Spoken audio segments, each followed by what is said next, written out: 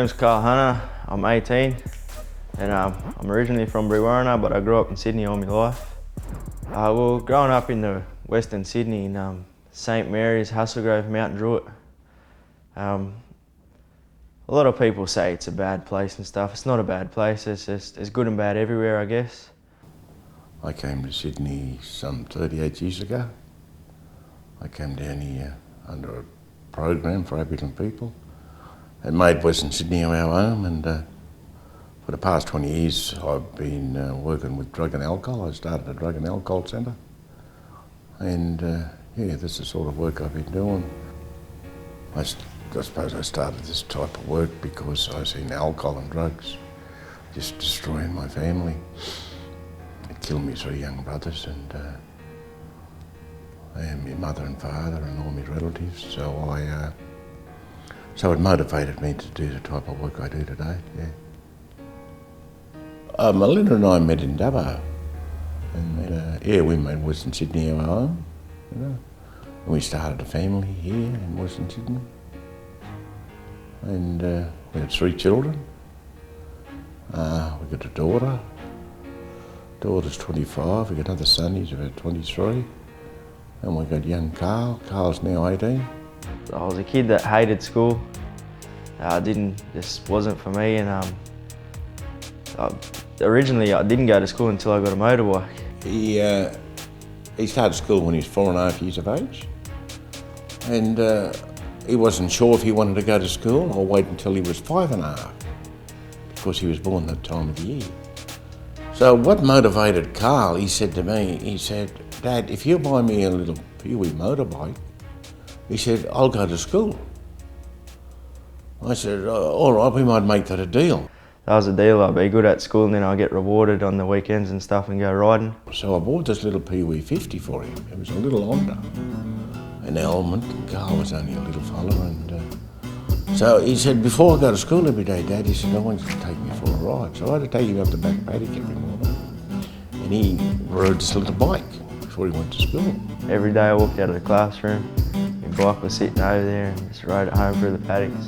He'd bung it on, you know. He wouldn't go to school. Like, it wasn't just take me for a ride. He would refuse to go to school unless he could go for a ride. And then you'd have to be at the classroom door with the bike for him to ride it home. You know, it was, he was just obsessed with bikes. So that's how Carl started in motorbikes, riding motorbikes.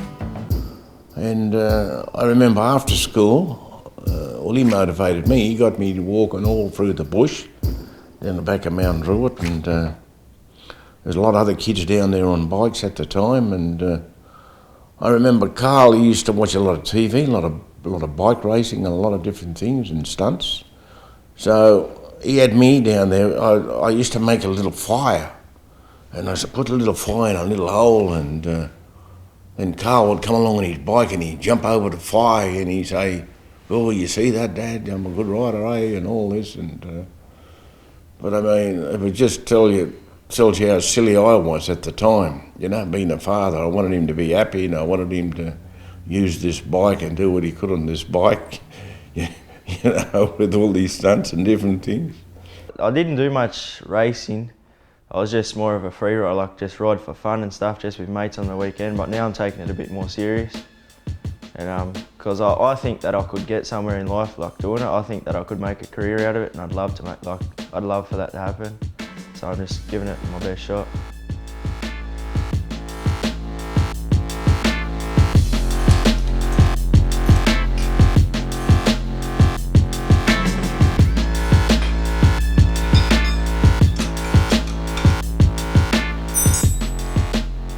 The bike that I have now is a 2012 RMZ 250.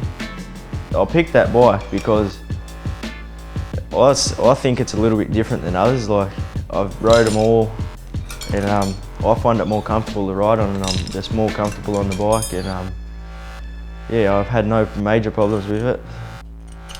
When you talk about servicing bikes and stuff, it's hard work for me, and you just need to know the ins and outs of it. Like, it's just a fair bit of maintenance what you need to worry about. Always have your bike clean, otherwise the dirt will get in and start eating stuff away, stain your motor and stuff. And yeah, it's just you need to keep the bike up to date. That's a big part of it. You can't just get on it and ride. A lot of people can ride a bike, but some don't maintain it, and that's the main part about riding. It's not just riding it, it's just keeping all your stuff clean and keeping it all running well and all lubed up and stuff running good, and that improves your riding too when you've got a good bike. Well, I've had a decent amount of races, and I travelled all over the state racing, and that's one thing that I really love, travelling. I like to get out of the city and get out to the country and stuff. You're not ready to go, Joe? Yeah. Been out for a few hours. Yeah, a couple of olives to suck on too. Sugar. Get your sugar level up. You had a cup of coffee. Coffee would make this just in the back of your neck. Yeah?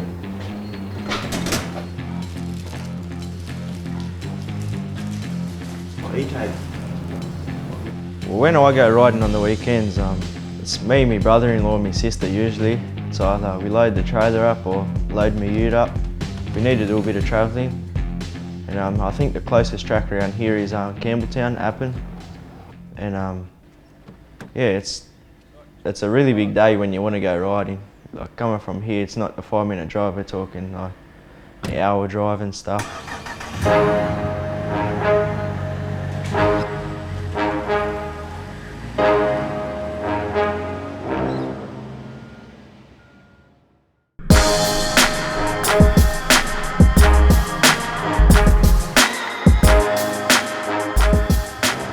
Yeah, just out here at Appin today. Track looks good, and I'm trying to get a bit of practice in nice and early, so get the track to myself, yeah. My sister came out this morning so she could get on the stopwatch with me and stuff and help me out a bit. We don't like him going to the track on his own just in case there's any accident. So he's not riding to the track by him, like driving by himself, and it's a little bit nerve-wracking watching him ride. You just see it's like really wet and just slipping out and that type of thing, but he's a safe rider, if that makes sense. Must be 9:30. Let's get geared up and get ready. I wear gear because it's protective stuff, and yeah, just look after myself. It's more comfortable riding, and yeah, just feel a bit safer wearing it all, and it's the right stuff you're meant to be wearing.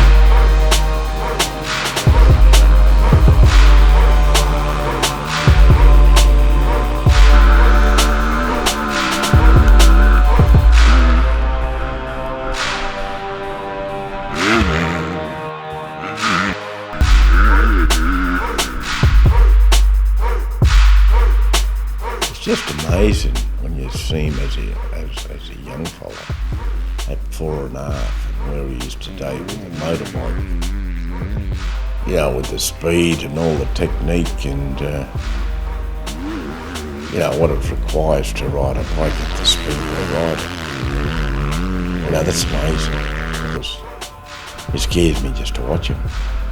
I don't know, I used to go when he was younger, like watching him riding that, but I don't go that much anymore because I hold a bit of fear watching, you know, as he's got older and he starts sort of, yeah, the riding's faster and that, I don't like watching anymore so much. So his sister takes him a lot now. She's a really good support to him. My older sister, like me and her, the bonding we have together is just amazing, and yeah, I love it.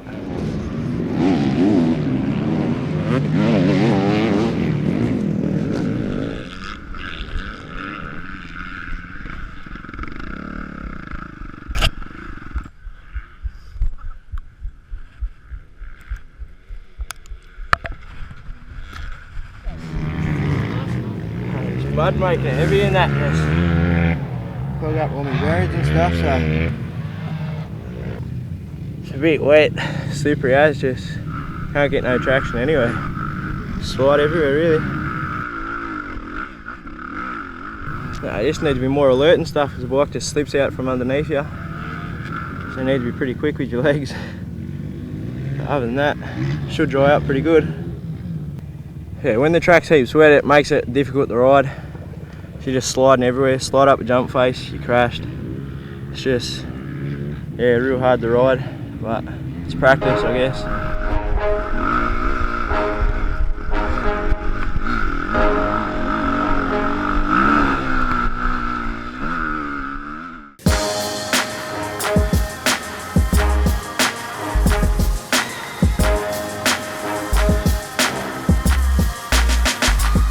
On a normal day when I come out and ride and do a bit of training, I do a 20-minute moto, so out on the track for 20 minutes, stay off for 10 or whatever, just back out again. That's for my fitness and stuff, so yeah. I support Carl riding bikes because it's something that he's always wanted to do since he was young. Mum and Dad have been really good through it as well. It's an expensive sport, so yeah, like the whole family needs to be committed. A lot of times, like with the cost and that, we'd sort of say, look, it's too expensive, and try to sort of, think, well, that's no more, that's the last bike. But I suppose we created it, we started it, so then there was no turning back with it. How much money, I justify by saying to myself, how much money do you pay to keep a needle out of a child's arm, I don't know if Carl's mentioned the trouble that he did get into.